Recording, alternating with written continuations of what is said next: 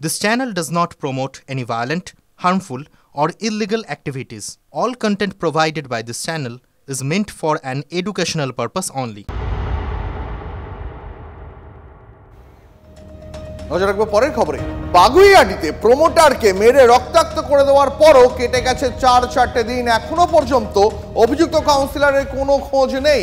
Police তার বাড়ি থেকে নোটিশ আটকে দিয়ে এসছে, তারপরেও কেটে গেছে 48 ঘন্টা, কিন্তু এখনো থানায় হাজিরা দেননি সমরেশ চক্রবর্তী। আচ্ছা, কেন তার নাগাল পাচ্ছে না পুলিশ? ইতিমধ্যেই আপনারা জানেন যে পুলিশ তার খোঁজে উত্তরবঙ্গেও হানা দিয়েছে, চিলাপাতায় তার রিসর্ট রয়েছে, সেখানেও পুলিশ গেছে, কিন্তু এখনো পর্যন্ত সমরেশ চক্রবর্তীর কোনো খোঁজ নেই। এদিকে আতঙ্কে রয়েছেন আক্রান্ত প্রমোটার কিশোর হালদার।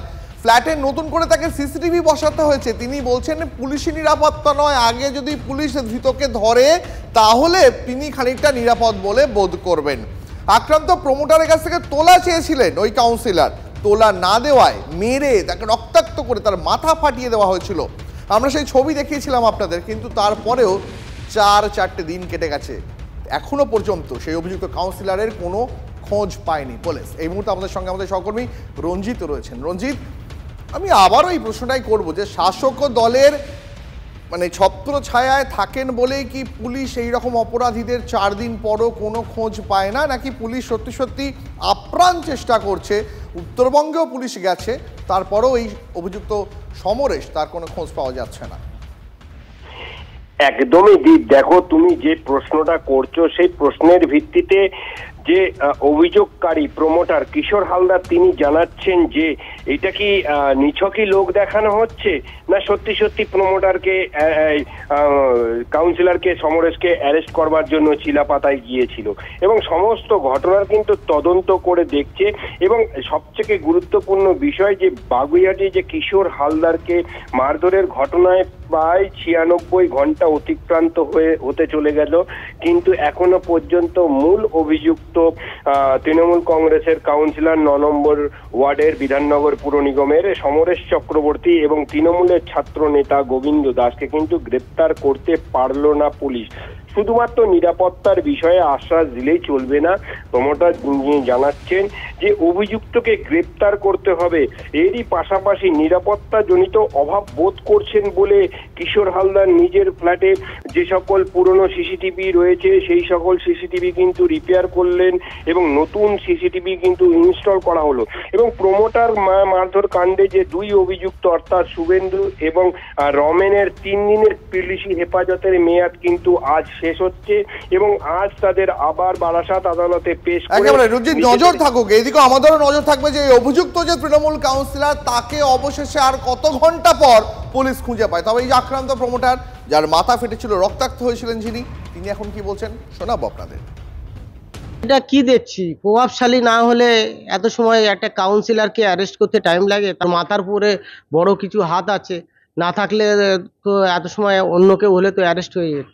আর যেদিন অ্যারেস্ট করে দেখাবেন সেদিন আমি পুলিশের কাছে ফুল নিয়েই যাব। আমি আতঙ্কিত, খুবই আতঙ্কিত। যতই আমাকে বলুক, মূল অভিযুক্ত ঘুরে বেড়াচ্ছে, খবর পাচ্ছি। এই যে গোবিন্দ দাস, ও তো এলাকায় আছে, ও তো লোকাল ছেলে, যুব নেতা, ও তো আমাকে প্রথম হিটটা করেছিল। খুবই আতঙ্কের মধ্যে আছি। মাননীয় মুখ্যমন্ত্রীর কাছে এটুকু আমার অনুরোধ, উনি সঠিক বিচার করবেন, এটুকু আমার আশা, সেই আশা নিয়েই বসে আছি।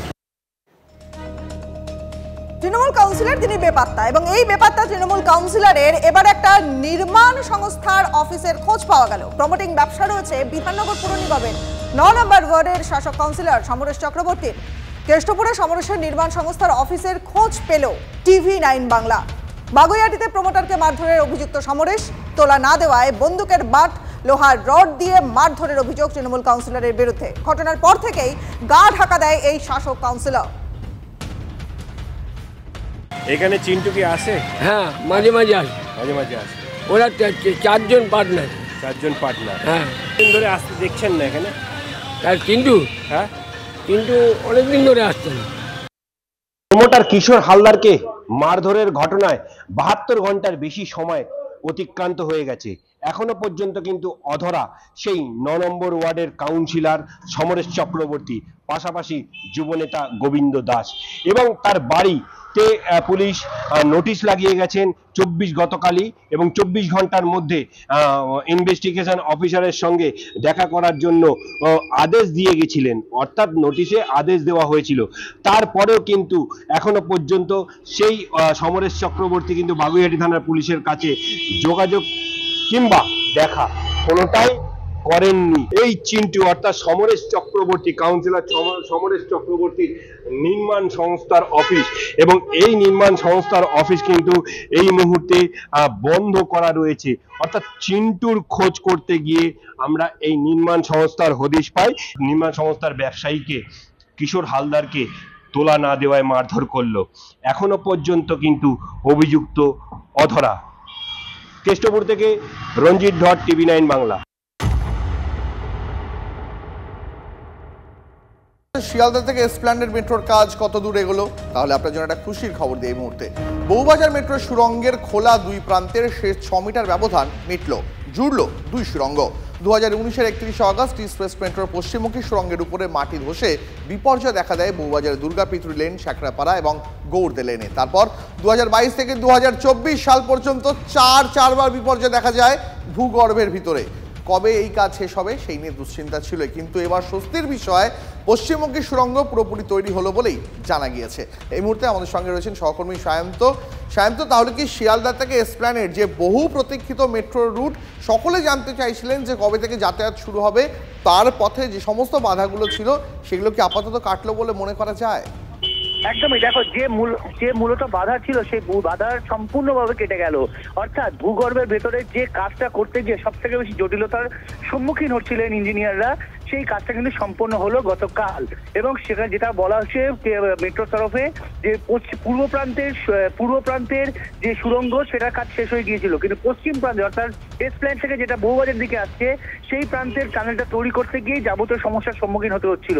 এবং সেই টানেলের কাজটা শেষ হলো, এবং দুটোর মাঝের যে খোলা অংশ যেটাকে মূলত জুড়তে গিয়ে জল বেরিয়ে আসছিল, বিপর্যয় দেখা দিচ্ছিল, সেই দুটো জোড়ার কাজও শেষ হলো এবং কংক্রিটের পাত বসানো শেষ হয়েছে। এরপর এর উপর রেল লাইনের ট্র্যাক মানে মেট্রো ট্র্যাক বসানো হবে। অর্থাৎ সিমেন্টের কংক্রিট যেমন তৈরির কাজ শেষ হলো, দুটো সুড়ঙ্গকে জুড়ে দেওয়া হলো, এবং বাকি পদক্ষেপ আগামী কয়েক মাসের মধ্যে শেষ করা যাবে বলে ইঞ্জিনিয়াররা জানিয়েছেন। স্বাভাবিকভাবেই এখন সময়ের অপেক্ষা হাওড়া ময়দান থেকে সেক্টর 5 পর্যন্ত সম্পূর্ণ মেট্রো পরিষেবা চলাচলে। অনেক ধন্যবাদ তোমাকে সায়ন্ত। শহর কলকাতাবাসীদের জন্য এবং রাজ্যবাসীদের জন্য তো বটেই একটা স্বস্তির খবর।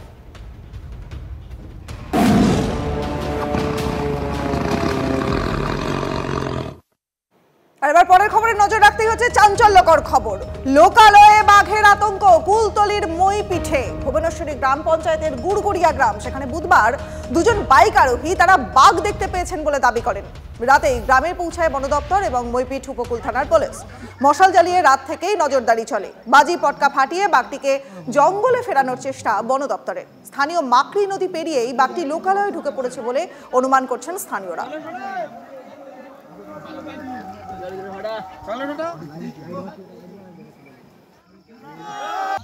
বাঘের ছাগ দেখে এলাম। কি পার হয়ে চলে গেছে? না, এখানে আছে। যায়নি এখনো অবধি। দেশালয়ে উঠবার জন্য ওখানে শুয়ে আছে, ও দেশালয়ে উঠতে পারে। আমরা চাইছি যেতে ওই মানুষের ক্ষতি না করে, তার জন্য আমরা একটা সুরাহ চাইছি ফরেস্টার অফিসের কাছে, লাইট ফাইট দিয়ে রাস্তায় দেওয়ার জন্য। আমরা আতঙ্কতে প্রচুর ধরনের আছি, মানে আমরা সারা রাত তো জেগেই আছি আমরা।